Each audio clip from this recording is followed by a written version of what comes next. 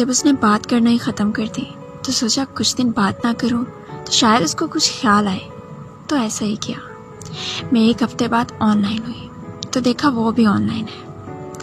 میں نے خوشی خوشی اس کو میسیج کیا، السلام علیکم، کیسے ہو؟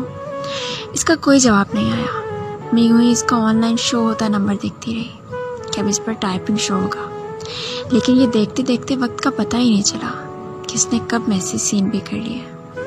پھر تقریباً 1 گھنٹے میں ایسے ہی دیکھتی رہی، سوچتی رہی کہ پہلے ہم کتنی باتیں کیا کرتے تھے کہ ختم ہی نہیں ہوتی تھی۔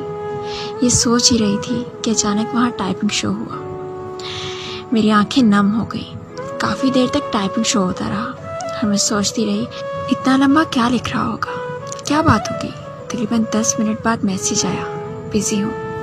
مطلب اتنی اہمیت بھی نہیں تھی کہ سلام کا جواب ہی دے دیتا، اور میں ایسے ہی خوش ہو رہی تھی کہ پتہ نہیں کیا لکھ رہا ہوگا۔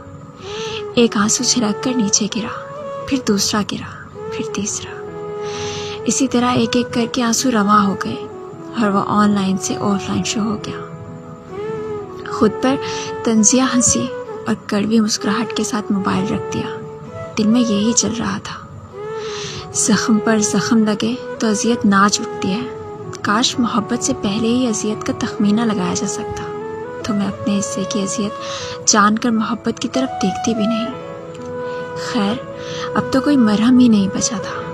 یہ درد بڑا عجیب تھا، نہ چاہا تھا برا میں نے، نہ میں نے بد دعا دی تھی، فقط نمناک آنکھوں سے فلک کی سمت دیکھا تھا۔